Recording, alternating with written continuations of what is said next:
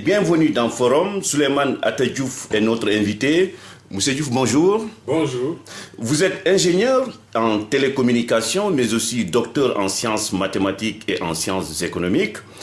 Souleymane Atta Diouf, vous êtes aussi l'inventeur du train électro-solaire, reconnu, dites-vous, par les Nations Unies en 2002. Alors, jusqu'à présent, on ne voit pas vos trains là. Pourquoi? Il faut dire, d'abord, il y a le fait qu'il faut... une partie, c'est moi, l'autre partie ne dépend pas de moi. Pour ce qui est de moi, une fois le brevet d'invention publié, j'ai trouvé bon d'aller faire des débats parce que quand on est africain et qu'on a des brevets arrivés à ce niveau des Nations Unies, il y a toujours des contestations possibles. C'est ainsi que je suis allé susciter les débats à la Fédération des industries ferroviaires en France, c'est-à-dire là où se réunissent les patrons qui font des matériels pour le chemin de fer. Et quand ceci a été concluant, j'ai continué avec des centres de recherche. La dernière phase de ces débats, c'était avec l'Union internationale des chemins de fer. Ceci prend du temps. Ça, c'est pour ce qui est de moi. Il y a aussi, dépend de moi, écrire partout pour trouver de bons partenaires industriels. Parce que dans mon cas, on m'a dit aux Nations Unies, à l'ONU, que sur 100 brevets distribués par an, ceux qui, comme toi, n'ont pas d'atelier ni d'entreprise, ils sont moins de 5%, moins de 3%. Donc, pour être crédible, j'ai suscité ces débats et j'ai cherché des partenaires industriels. Aujourd'hui, j'en ai trouvé, mais je continue de chercher. Il reste maintenant des partenaires financiers. Ça, c'est pour ce qui me concerne, parce que c'est beaucoup d'enveloppes, beaucoup d'argent.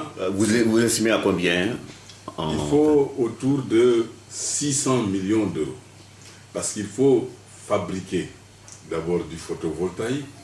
C'est ma matière première. Le photovoltaïque se fait avec du sable et il y en a beaucoup au Sénégal. Quand on a fabriqué ces panneaux solaires, il faut ensuite fabriquer le matériel. Mais ça, au début, nous allons au moins pouvoir faire les carrosseries et l'installation. Et petit à petit, on fabriquera des moteurs et les bogies et tout ce qui va au-delà. J'avais pensé au début que les bateaux solaires pouvaient aller beaucoup plus vite. Mais l'État sénégalais bloque, il faut dire la vérité. Si l'État voulait que ça aille vite, depuis 10 ans, j'ai envoyé des lettres recommandées accusées de réception. Je n'ai jamais eu de réponse. Le conseiller du président de la République, M. Tchandoum, Ibrahim Gueye Tchandoum, j'ai vérifié que c'était le 53e à l'époque. Il m'avait demandé qu'est-ce qu'on peut faire pour le Sénégal. Je lui ai donné, j'ai fait un travail pour les tramways électrosolaires, mais j'ai fait un travail pour les bateaux solaires. Parce que les pays d'Afrique n'ont pas de construction navale. Il est temps qu'on ait une construction navale, qu'on commence petit à petit à fabriquer nos bateaux. Il est vrai qu'on ne peut pas fabriquer des bateaux d'une largeur, d'une longueur de 200 mètres ou 100 mètres. Mais on peut au moins aller petit à petit. Et l'expérience aidant, la recherche aussi, on peut faire des bateaux pour toute la région et non seulement pour notre pays. Et j'avais écrit, tout ça j'ai donné à M. Tchandoum, qui l'a remis probablement au président de la République, puisqu'il était son conseiller. Je n'ai eu aucune réponse. Et les bateaux qui font la navette Dakar-Rufisque vont dépenser beaucoup d'argent, beaucoup de carburant. Dites-moi, Atta Diouf, concrètement, qu'attendez-vous des autorités sénégalaises? C'est que les autorités sénégalaises, au moins, répondent aux lettres que j'écris.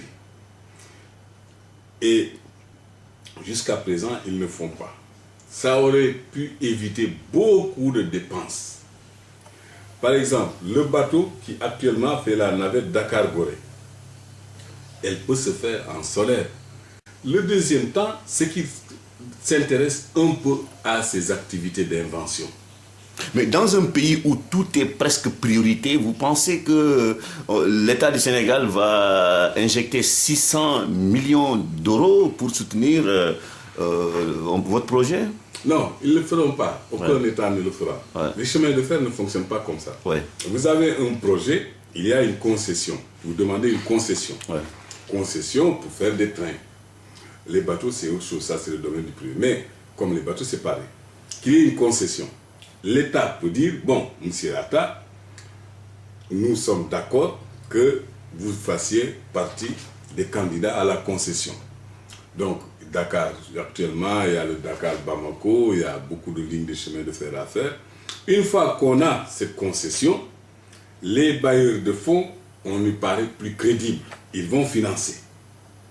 Ça se passe comme ça pour les chemins de fer. Or, aucune réponse. Et le président a fait dire à certains que j'ai rencontrés, qui sont quand même des hauts personnages qui le rencontrent souvent, que pour le président Wade, il faut voir Alstom.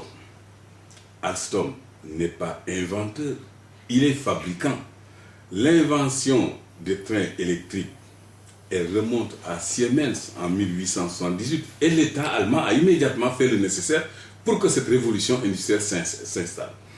Quand en 1840, Stephenson invente le train à vapeur, l'État anglais a tout fait, poussé même, donné des subventions, poussé. Est-ce que la meilleure solution, ce n'est pas que Atta Diouf s'appuie sur l'Union africaine? Peut-être c'est encore plus, c'est encore mieux, non? C'est une bonne idée. J'avais écrit à l'Union africaine ces dernières années pour leur dire, si il y a l'Afrique du Sud qui est le seul fabricant de trains actuellement du continent, je compte m'installer en Afrique de l'Ouest et fabriquer d'autres types de trains.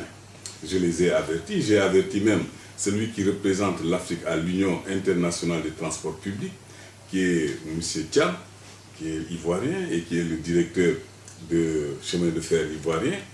J'ai envoyé une lettre à Bruxelles pour l'informer et que je suis prêt avant tout à toute confrontation technique et scientifique, parce que quand un noir invente, il y en a beaucoup qui disent c'est faux, c'est faux, c'est faux.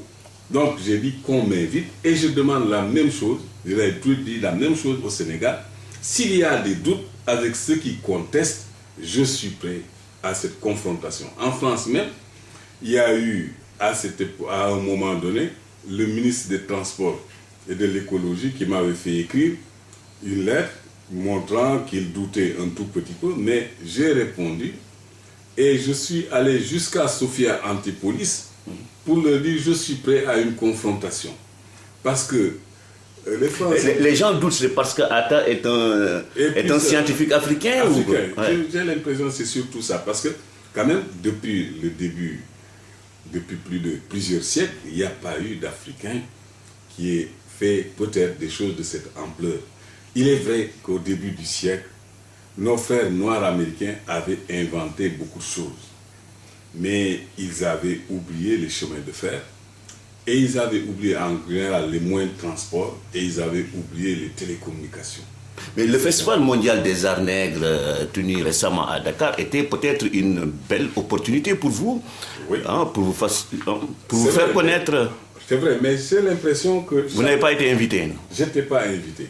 Même, et les savants se rencontrent, les grands scientifiques. C'est en Angola que j'ai rencontré Modibo Diarra, qui était fort surpris qu'il y ait un inventeur sur le continent de chemin de fer. Et il m'a dit, mais qu'est-ce qui vous bloque? Est-ce que vous avez vu les journalistes? J'ai dit, pour l'instant, ma préoccupation, c'est de trouver les moyens de pouvoir construire. Je ne m'intéresse pas aux journalistes. Il dit, il ne savait pas qu'en Afrique, il y avait ça. Et le président Wade a reçu des lettres depuis son accession au pouvoir. Il n'a jamais répondu. C'est ça le problème. C'est ça le frein principal. Il dirait, moi, j'accepte de vous ordonner une concession, ne serait-ce que pour fabriquer des autorails, si on ne peut pas faire de machin, ou des autobus. Parce que toutes les compagnies d'autobus sont en faillite en Afrique, parce qu'ils utilisent trop de gasoil. Moi, je propose des autobus électrosolaires. Il y en a même aux États-Unis, paraît-il maintenant. Voilà, parce que avant les États-Unis, même ici en France, ils commencent à fabriquer des bateaux solaires. Même avant, comment ça s'appelle? La Suisse en fait, l'Allemagne essaie de commencer. Mais mon brevet, c'était avant eux. Ils ont appris, maintenant ils essaient de faire. Et le Sénégal ne fait rien. Or, si un brevet dure longtemps, des gens cherchent à le tricher. Ouais. Et peut-être des gens m'ont dit, si tu étais blanc, ton pays, le Sénégal, serait le premier à dire, voilà ce qu'un blanc a inventé. C'est fini cette façon de chercher des références à l'extérieur. le Sénégal avance. Ces scientifiques travaillent beaucoup. Et dans quel état d'esprit se trouve Abdoulaye Diouf présentement? Alors, à l'heure actuelle, je prends mon mal en patience et je multiplie les contacts. C'est ainsi que j'ai pu rencontrer un des conseillers du président du Brésil qui m'a fait signe, qui m'a dit ça nous intéresse beaucoup. Actuellement, on est en phase d'élection, mais passé cette période, vous viendrez. J'ai rencontré avant des Cubains qui voulaient que j'aille là-bas faire le train parce qu'ils ont beaucoup de problèmes de gasoil. C'est après, ils m'ont invité beaucoup, ils m'ont dit de venir rencontrer le ministre du Transport, tout ça, dans leur ambassade à Paris. Seulement, on m'a dit, attention, Cuba est sous embargo et les banques américaines vont tout faire pour bloquer. Or, je ne cherche pas des ennuis supplémentaires. Mais il y a d'autres pays en Afrique qui, probablement, sur les 53, seraient intéressés. Ce qui s'est fait, par exemple, au Zimbabwe, j'avais écrit, j'ai pris contact avec l'ambassadeur pour voir si on pouvait faire des autorails électrosolaires ou des trains électrosolaires. Mais il faut dire que l'administration africaine en général, qu'elle soit anglophone, francophone ou lusophone, a un grand complexe vis-à-vis de l'Occident. Pour eux, un noir a inventé un train, c'est impossible. Oui. Je crois que c'est ça qui s'est passé avec le Zimbabwe, mais ils le regretteront plus tard. D'accord, Souleymane Atta Diouf, on va parler de la crise énergétique au Sénégal. Une crise qui plombe l'économie de notre pays. Est-ce qu'il vous arrive de dire que l'énergie solaire est la solution quasi parfaite? Disons, pour la crise au Sénégal, j'ai été interloqué par des Sénégalais. Dont un d'ailleurs travaille avec Abdou Diouf qui fait un peu des trucs privés en solaire. Et j'avais écrit au ministre de l'époque, Madické Niang, pour lui dire ce que j'entends. En tout cas, parmi les solutions, une centrale solaire pourrait faire le problème. Parce que le soleil a trois aspects. Il y a, sur le plan électrique, on peut faire des centrales concentrées, comme le fait EDF, c'est-à-dire ici, la centrale est là, elle va donner des mégawatts pour toute la population et beaucoup plus loin, etc. Donc ça, nous l'avons avec des centrales solaires qui fonctionnent. Nous en avons déjà en Palestine, nous avons en Inde, nous avons dans d'autres endroits, nous en avons aux États-Unis. Il faut cesser de prendre comme référence la France. La France, il y a des grands scientifiques, mais il y a une mentalité qui fait qu'elle est souvent en retard par rapport aux questions scientifiques et techniques de son époque. Ce n'est pas qu'il manque de grands scientifiques, ils ne sont pas écoutés. Qu'est-ce qui a amené le chemin de fer à Londres? Un certain Denis Papin, c'est un Français qui a été renvoyé de France parce qu'il était protestant. Qu'est-ce qui a amené l'horlogerie en Suisse à les rendre maîtres? C'était un certain Huygens, tous membres de l'Académie des sciences françaises à l'époque.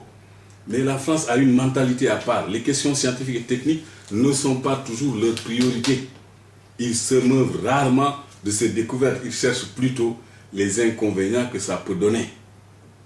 Quand l'époque était de faire le chemin de fer à vapeur, des médecins français de l'époque disaient que la vapeur va rendre les gens malades. C'est leur mentalité. Ce n'est pas faux quand même. Ceci, ça s'est pas justifié puisque la machine à vapeur s'est améliorée partout. Et d'ailleurs, les trains électriques ont été pour beaucoup, en ce sens que le problème qu'on critiquait, c'était la machine à vapeur dans les tunnels. Et les trains électriques sont nés petit à petit de ces insuffisances de la machine à vapeur. Mais chaque pays a sa mentalité. Mais vous avez suivi l'intervention télévisée de Karim Wade, ministre de l'Énergie. Il ne plaide pas pour l'énergie solaire. Hein? Il ne plaide pas pour l'énergie solaire actuellement. Mais je commence d'abord par saluer son idée de dire dans les aéroports qui vont être faits, ainsi que le long des autoroutes, il va mettre des poteaux solaires. Ce que je reproche, c'est parce que, d'abord, c'est un personnage important pour nous autres scientifiques. Non pas parce qu'il est ceci, ça. De toute façon, son père l'avait pressenti. Il est en quelque sorte un prétendant. Donc, ce qu'il dit, il doit faire très attention, il est très écouté. Ceux qui, comme nous, sommes loin, on essaie de savoir quelles compétences, quel machin il peut avoir. Or, j'ai l'impression que de ce côté-là, il ne fréquente pas des bons conseillers qui existent au Sénégal. Pourtant, par exemple, quand il dit qu'on a choisi des centrales à fioul lourd et qu'on ne prend pas l'énergie solaire, et qu'on a choisi des centrales au charbon. Quel est le problème? Le problème, c'est que les b.a.-ba de ce qu'on appelle le génie industriel consiste d'abord, quand on fait un équipement, de savoir si on a les matières premières disponibles sur place pour le faire fonctionner. Le deuxième, est-ce qu'on a les hommes capables de le faire fonctionner?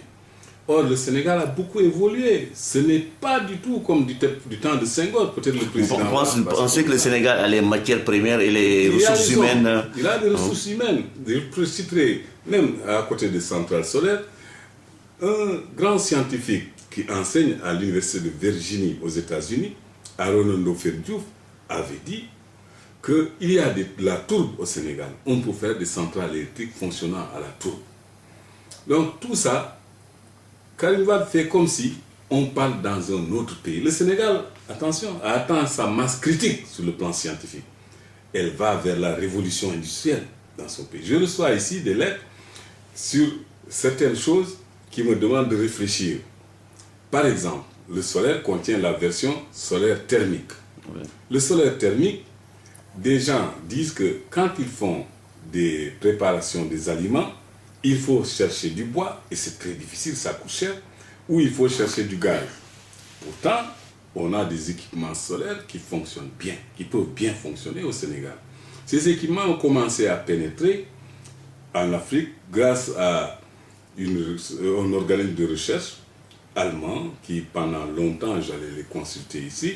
Mais on peut faire des équipements, des fourneaux solaires qui fonctionnent bien. Mais le solaire thermique va permettre d'autres choses aussi. Avec ça, le froid solaire change. Parce que pour faire un frigo, pour la conservation des aliments, pour faire aussi ces choses de chambre froide, vous pouvez utiliser le solaire thermique et vous allez avoir de bons résultats et ça coûtera moins cher. Par exemple, les gens qui me demandent ici, nous voulons faire le solaire dans notre maison. Je leur dis, pour quelle consommation d'énergie? Si vous achetez des frigos, comme ces frigos qui fonctionnent en France, qu'on appelle des frigos à compression, vous avez un moteur qui demande 1,5 kW. Et ce moteur absorbe pratiquement une grande partie de l'énergie. Or, l'énergie solaire coûte cher actuellement parce qu'il n'est pas fabriqué en Afrique. Moi, je compte le faire fabriquer au Sénégal et en Afrique.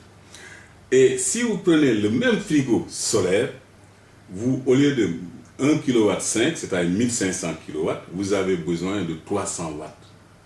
Et vous pouvez fonctionner, mettre votre maison en solaire. Si vous faites l'éclairage, le frigo, il vous suffit de moins d'1 kW, vous allez fonctionner. Vous voulez donc dire à Karim Wade, non, monsieur le ministre d'État, pour guérir Sénélec, il faut passer par les énergies renouvelables. Il faut passer par les énergies renouvelables, mais il faut aussi passer par autre chose. C'est dire que le Sénégal a changé. On ne pourra jamais faire le développement de l'Afrique et du Sénégal en particulier sans compter sur le génie scientifique et technique des Africains. Ce ne sont pas les conseillers venant d'EDF ou d'ailleurs, ou de Corée ou ailleurs, qui pourront régler le problème. Les Coréens, les Indiens, leurs chefs d'État s'adressent d'abord aux compétences de leur pays. Dès 2002, j'avais dit au président Wade, à l'époque, au moins par la voix des radios, qu'avant d'aller en Inde, d'aller en Corée, regarde dans votre pays, le Sénégal, s'il n'y a pas assez de compétences. Surtout que par rapport aux autres pays, le Sénégal a atteint la masse critique nécessaire. Une révolution industrielle ne pourra jamais être arrêtée. Elle va avoir lieu. Et tous les freins qui sont dus à des accords de soumission et tout ça. Vous parlez de quel accord? Les accords de coopération qui font de chez nous, de l'Afrique, seulement une chasse gardée pour éviter qu'on importe, pour qu'on ne fabrique pas du matériel. Pourtant le Sénégal, avec Maître Wade, s'est résolument tourné vers les pays émergents quand même. Il s'est tourné vers les pays émergents, Mais parce que ici, j'avais critiqué pendant longtemps la gestion des pays africains en disant que leur tâche essentielle, c'est vendre les matières premières et chercher l'homme blanc pour développer l'Afrique. Mais Maître Wade a un conseiller qu'on appelle Alain Madelin. Alain Madelin, il est l'ami exactement de celui qui fait l'acier et qui a ici pris la relève qui a pris la place de Wendell Sidelor à dynamiser. Donc, il n'est pas impossible qu'il lui ait conseillé de s'adresser à l'Inde. Et de toute façon, pour la Corée, ça doit être analogue aussi. Donc, il a appelé les pays émergents, mais avant d'appeler les pays émergents, appelle les gens de ton pays. Il y a des compétences. Dans certains domaines, ils sont même leaders. Dans le domaine du solaire, ce que fait Karim Wade, on va faire des chauffe-eau solaires. Ça, c'est les applications du solaire dans les pays tempérés. Dans les pays comme les nôtres, où il y a beaucoup de soleil, on est très loin dans ces façons de concevoir l'application du solaire. Donc, ce que je dis tout à l'heure sur le génie industriel, je suis persuadé que je ne suis pas le seul à le penser. Il y a des Sénégalais qui savent bien, c'est le béaba de tout génie industriel. L'équipement qu'on veut installer, en l'occurrence une centrale, quelles matières premières le feront fonctionner? Est-ce que ces matières premières existent dans le pays? S'ils existent, est-ce qu'il y a des hommes compétents pour les mettre en œuvre? Alors, et aller jusqu'à leur fabrication.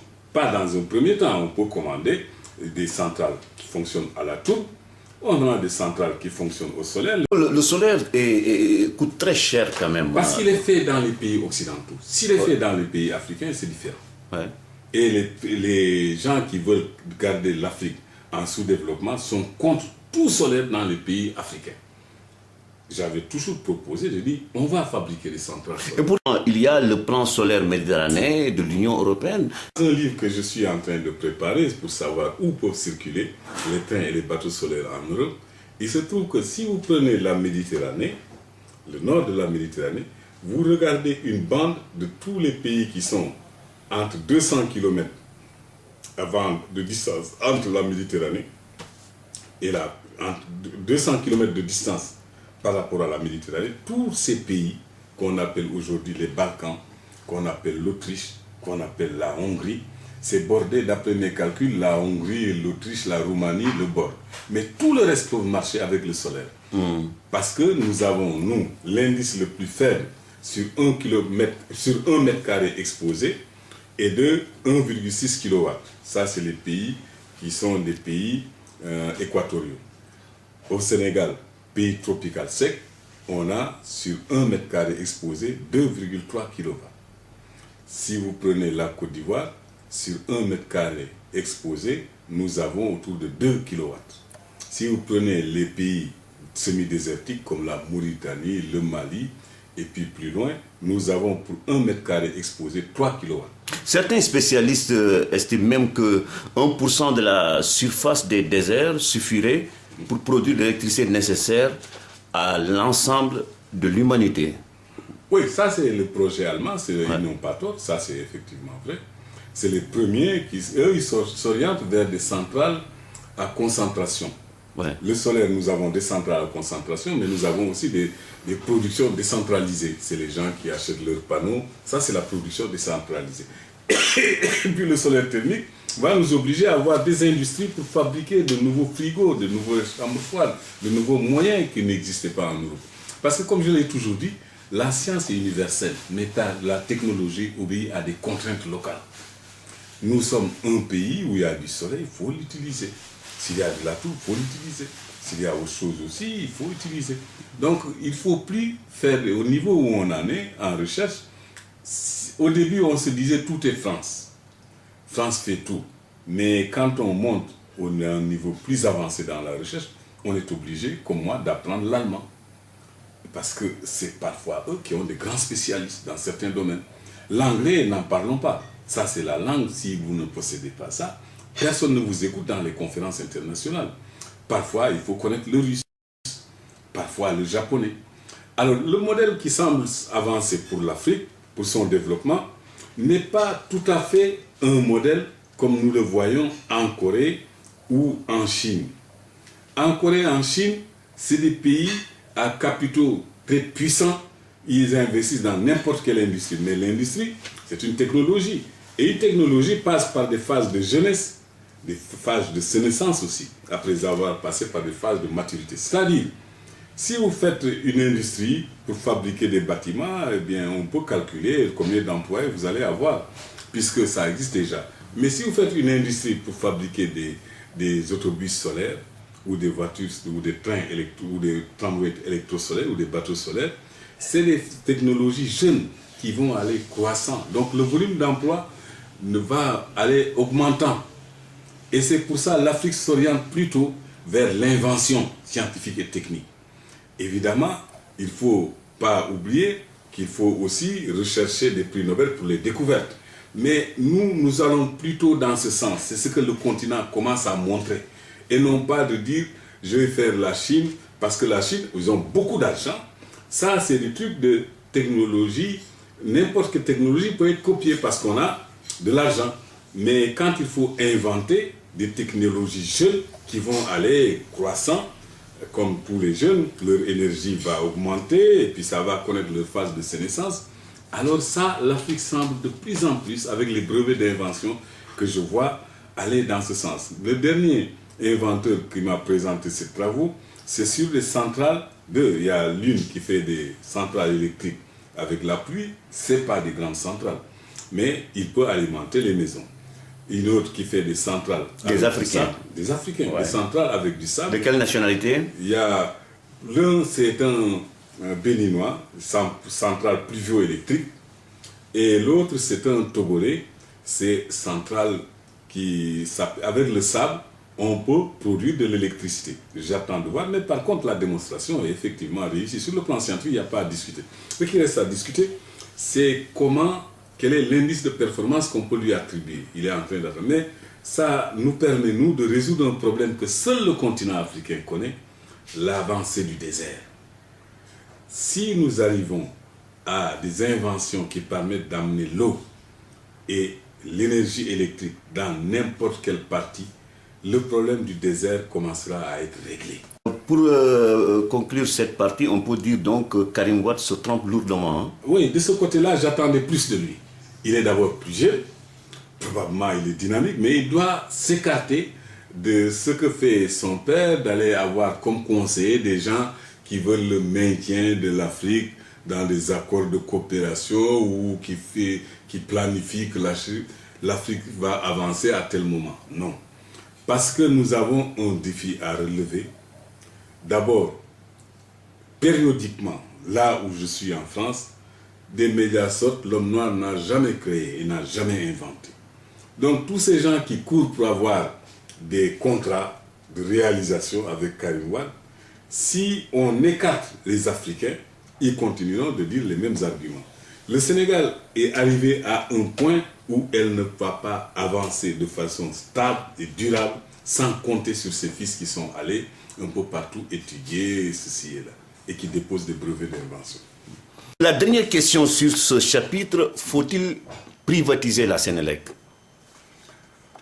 À l'heure actuelle, il faut prévoir cela. Pourquoi? Nous avons, pris le modèle français de faire de l'EDF une société publique. Mais à cette époque où on prenait ce modèle-là, les autres pays du monde avaient privatisé, avaient des sociétés privées. Et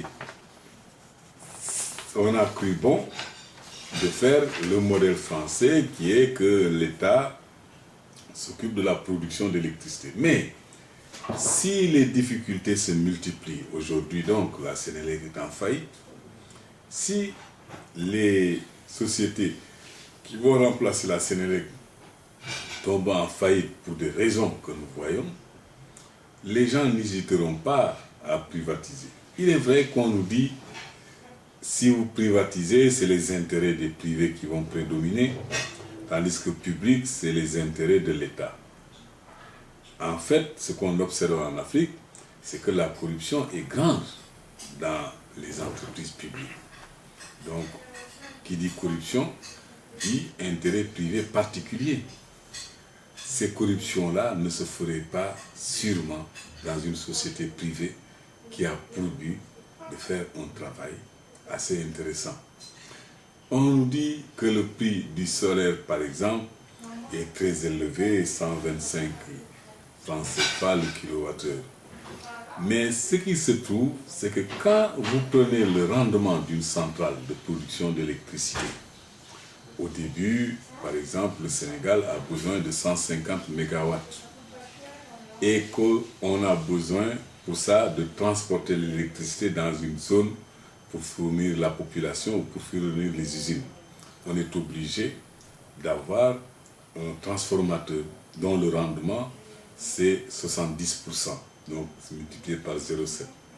Si vous avez des cimenteries au passage qui consomment beaucoup d'électricité ou des usines qui permettent d'intervenir dans la fabrication de tomates concentrées, tout ce qui absorbe beaucoup d'électricité, il faudra alors deux types de transformateurs. Un type de transformateur pour alimenter ces usines, rendement 0,7, et un autre type de transformateur qui va continuer à partir du premier transformateur pour se desservir les populations, rendement 0,7. En gros, vous avez une rentabilité globale de la centrale électrique classique de 50%. Donc, si vous mettez ça en compte, ça veut dire beaucoup d'énergie est perdue. Vous avez investi pour un équipement de 150 MW. En réalité, avec les technologies actuelles, si vous voulez desservir tous les besoins des industriels et de la population, vous vous trouverez avec 50% à peu près. Or, l'énergie solaire actuellement n'est pas à 50%. Actuellement, on est à 20%. Mais nous sommes en contact avec beaucoup d'organismes de recherche à travers le monde. Le dernier, c'est une société américaine qui sert la NASA pour la fabrication de panneaux photovoltaïques. Ils affichaient net un rendement de 50%. Jamais espéré. Moi-même, quand je voulais faire des drones ou des petits avions avec l'armée française, on me conseillait, j'avais proposé. Ah, vous avez une fois voulu faire des drones avec l'armée française. Oui, mais ce qui m'a freiné, c'est que je me dis quand même, il faut que j'interroge mes compatriotes et que je sois patient parce que je ne veux pas que ce soit utilisé contre l'Afrique. Ah, mais le président sénégalais veut aussi construire de petits avions. Oui, ça c'est à partir de mes idées. Ah bon? Dans Abidjouf, je n'étais pas encore dans le soleil, j'avais proposé qu'on pouvait fabriquer des petits avions et qu'on pouvait fabriquer même des hélicoptères. J'ai des lettres où ils m'ont félicité, mais ce que je cherche moi, ce n'est pas des félicitations, c'est pouvoir réaliser. Donc, pour ça, on a besoin, l'armée française me conseille, de faire avec des photovoltaïques à rendement beaucoup plus élevé que 20%. À l'époque, c'était 25 ou 30%. Ça allait coûter plus cher, évidemment, mais c'est vous dire que le solaire augmente, s'améliore. Donc, le rendement actuel de l'EDF, enfin, qui est d'une centrale allumée, qui en gros, pour desservir les usines et les populations, est autour de 50%, le solaire est capable de l'atteindre.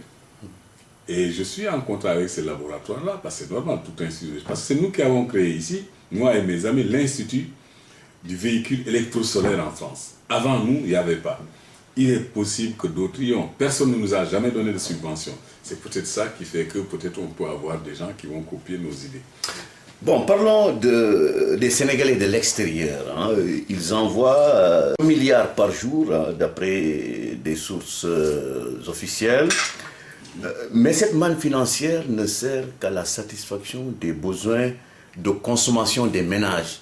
Oui. En clair, M. Atta Diouf, comment faire en sorte que ces milliards servent à créer des emplois au Sénégal?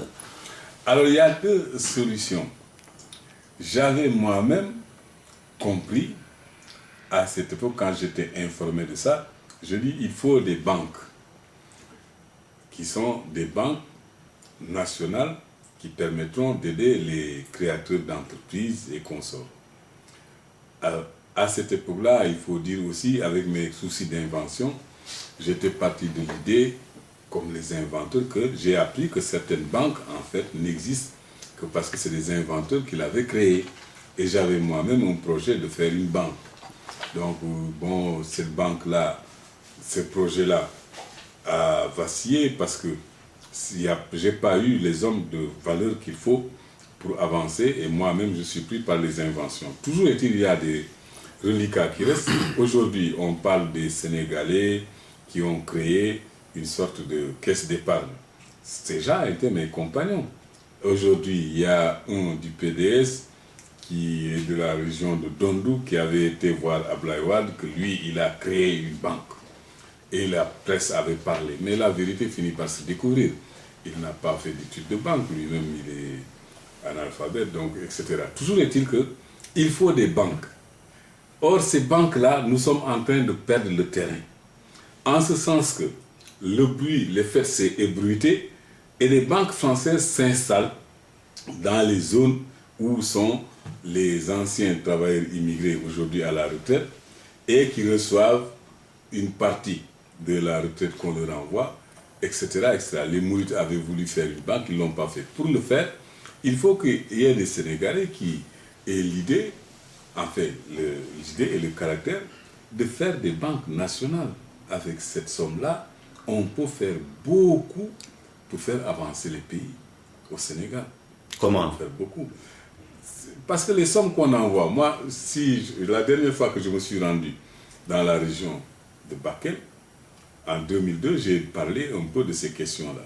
J'ai vu des vieux qui m'ont dit, nous, même, au lieu de, ici, pour toucher notre argent, venant de France, ça demande beaucoup de temps. Mais nous touchons notre argent, mais ce qui nous intéresse, nous, on utilise qu'une petite partie, le reste, on aime le garder comme épargnant. Et effectivement, nous avons au Sénégal des comportements économiques variés selon les ethnies. Si vous prenez les gens de la région de Bakel, c'est des épargnants. Les Soninké, ils savent garder l'argent. Donc, comme c'est des épargnants, ces épargnes, cet argent va dormir dans les banques et les banques pourront, pendant un certain temps, prêter aux activités économiques. La banque ne sert que comme ça. Sauf qu'au Sénégal, le taux d'intérêt est très élevé. Nous faisons partie de la BCEAO. Et la BCEAO, c'est un des derniers accords de coopération que j'appelle des accords de soumission. Ouais. Parce que le franc CFA n'était pas pour nous, c'était pour favoriser les Français qui vont s'installer. Donc c'est normal qu'aujourd'hui on retrouve cette discrimination. Si nous avions indépendance monétaire totale, les taux d'intérêt seraient plus faibles. Et ce serait mieux pour le développement de l'Afrique. Seulement, les puissances colonisatrices ne souhaitent, les Européens, ne souhaitent pas que l'Afrique décolle vite, parce que ce serait un concurrent. Parce que dans les pays qui sont anglophones, il y a des taux d'intérêt moins élevés, de l'ordre de 15%. Mais 15%, ça veut dire que celui qui emprunte pour faire des industries, il a 6 ans pour rembourser. C'est encore élevé. Et je me suis posé, c'est tout à fait normal, un scientifique se demande comment il se fait que, bien qu'il paraisse plus indépendant, on a des taux d'intérêt élevés. C'est que peut-être qu'on n'est pas assez informé, il n'est pas sûr que là-bas il manque de compétences, mais probablement l'Angleterre ou l'Europe ne tient pas à ce qu'ils fassent comme la Suisse pour faire des taux d'intérêt bas ou des taux d'intérêt élevés pour les déposants simplement d'argent comme on le trouve au Luxembourg ou en Suisse. Vous déposez votre argent, vous avez un taux beaucoup plus intéressant que si vous le déposez en France pendant 1 an. Et quelle est la solution? Comment faire en sorte que ce taux d'intérêt puisse baisser? Baisser, ou bien, on est obligé de passer par cette étape de rupture avec le colonisateur. Dire, nous voulons maintenant gérer notre monnaie. Ça ne veut pas dire que nous abandonnons le colonisateur totalement. L'aspect colonisation sera abandonné. Si la France demain est attaquée, comme ça a été le cas... C'est un partenariat gagnant-gagnant. Gagnant-gagnant. Dans ce cas, nous sommes prêts toujours à envoyer des volontaires pour peut-être aider la France à se relever comme du temps du général de Gaulle. Mais par contre, il nous faut construire un pays. Il nous faut chasser la pauvreté. il faut amener la prospérité. Et pour ça, nous serons sans condition. Il faut une rupture pour avoir l'autorité monétaire. Pratiquer les taux d'intérêt par rapport à nos propres besoins de développement. Or ça, il est vrai, la France n'est pas prête et l'Europe ne le souhaite pas non plus. Mais après tout, comme disait Kierkegaard, le difficile, ce n'est pas de trouver le chemin, mais c'est le chemin qui est difficile, mais qu'il faut affronter. Ce n'est pas parce qu'il est difficile qu'il ne faut pas l'affronter et que c'est trop difficile ou c'est trop risqué. On s'est obligé de passer par là. Le Sénégal et la Corée étaient au même niveau de développement.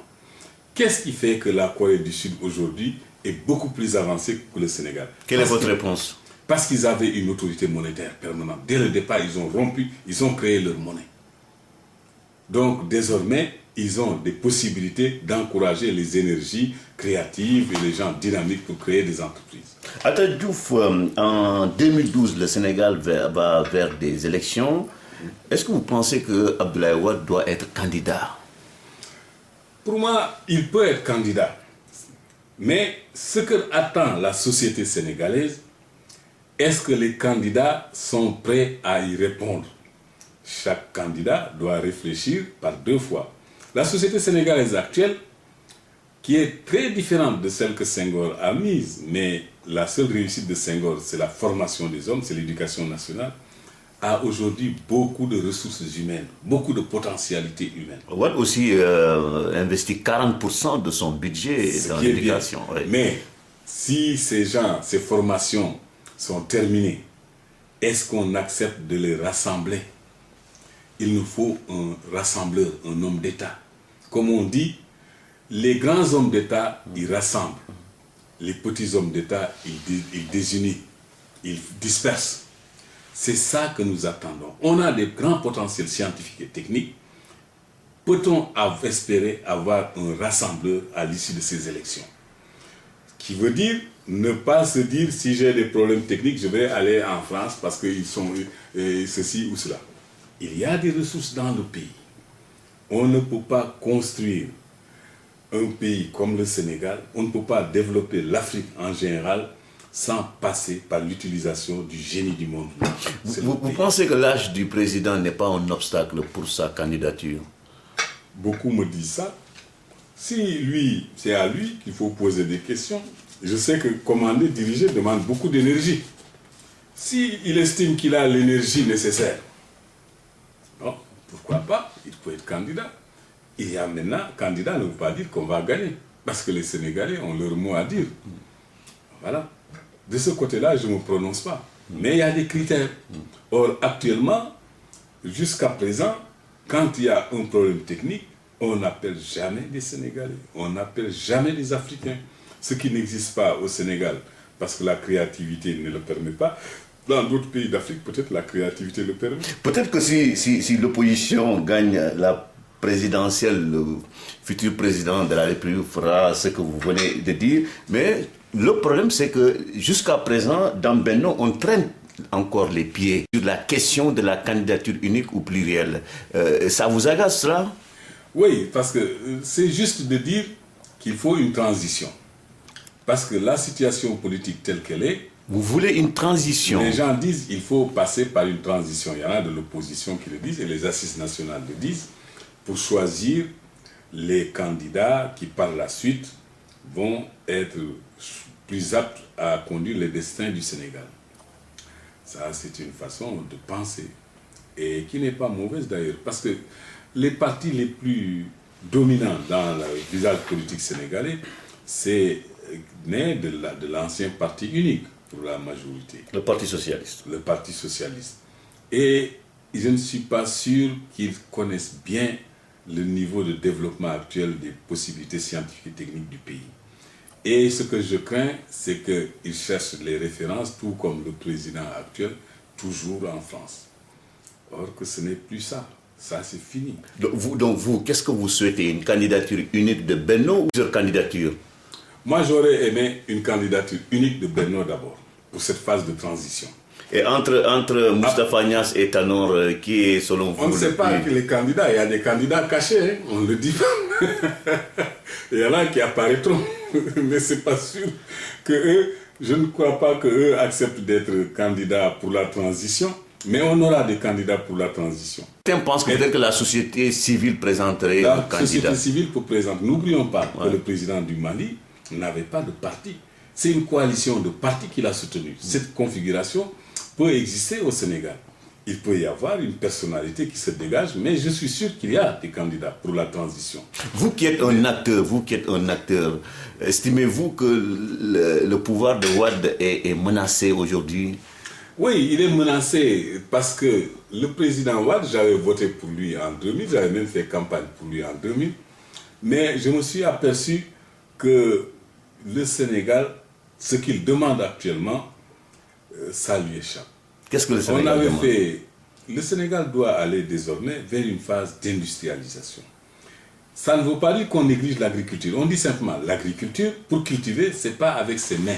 Il faut des outils. Ouais. Or, certains outils, on peut les fabriquer sur place. Quand je visite des régions comme Tambacounda, comme Bakel, comme Kaolack, les artisans dans le domaine mécanique sont tellement créatifs qu'on ne peut pas dire que cette main-d'œuvre-là va continuer dans l'artisanat. Elle va nourrir l'industrie, tout comme les grands forgerons d'antan en France, Tevindel et autres, qui étaient des forgerons, on les a aidés, monter des entreprises, et ils ont fini par fabriquer des rails, fabriquer ceci, fabriquer cela. Quand je visite la région de Méké, où il y a tellement de compétences dans le domaine de la fabrication de chaussures artisanales, on ne peut pas laisser ces gens-là comme ça. Il faut augmenter, parce que l'artisanat ne produit pas suffisamment. La démographie augmente, et pour produire beaucoup, il faut l'industrie. L'industrie est née à partir de là, c'est pas parce que les gens connaissent plus ou machin. Sauf que, M. Diouf, actuellement, les frontières sont ouvertes. Hein. Il y a la Chine qui envahit l'Afrique, il y a aussi les anciennes puissances coloniales. Donc, ce n'est pas perdre du temps que de s'occuper de ces petits artisans. On nous dit cela. Ouais. J'entends dire ça, mais c'est que aussi le monde a évolué. Les Occidentaux ont compris bien avant qu'il y a une production des élites intellectuelles dans le tiers-monde telle que demain, ils vont faire tout pour fabriquer, pour faire l'industrie. Pour cela, l'Europe se dit, nous risquons de perdre trop de marché. Il faut dès maintenant, avant qu'ils prennent l'idée d'industrialiser, il faut les inonder. Mais ils ne pourront pas, pour deux raisons. C'est que les produits qu'ils fabriquent d'abord, en France ou aux États-Unis, c'est par rapport aux besoins de leur population. Si j'ai besoin demain de manger du attiéké ou de faire des usines d'attiéké, ce n'est pas la production française qui va m'effrayer, parce qu'il n'y a que nous qui le consommons. Donc, ils sont limités par ça. Il y a la Chine qui progresse. Ce que je crains avec la Chine, c'est qu'on sacrifie des possibilités et des potentialités africaines parce qu'on dit la Chine. Parce que nos dirigeants, souvent, au lieu de dire on va dynamiser notre population, encourager la recherche scientifique et technique, ils la découragent en leur disant, vous voyez les Chinois, vous voyez, dans certains domaines, les Africains sont en avance sur la Chine. Donc on va terminer rapidement, Souleymane Atta Diouf. On parle de votre parti, le MSU. Il se dit que votre formation politique est inféodée à l'AFP. C'est vrai ça? Non, pas du tout. Ouais. D'ailleurs, il faut toujours préciser MSU France. Vous savez, quand il y a des grands intellectuels dans un parti, ça crée toujours des jalousies. C'est pour ça donc que les choses ont été telles qu'on est obligé maintenant de dire MSU France, parce que les autres...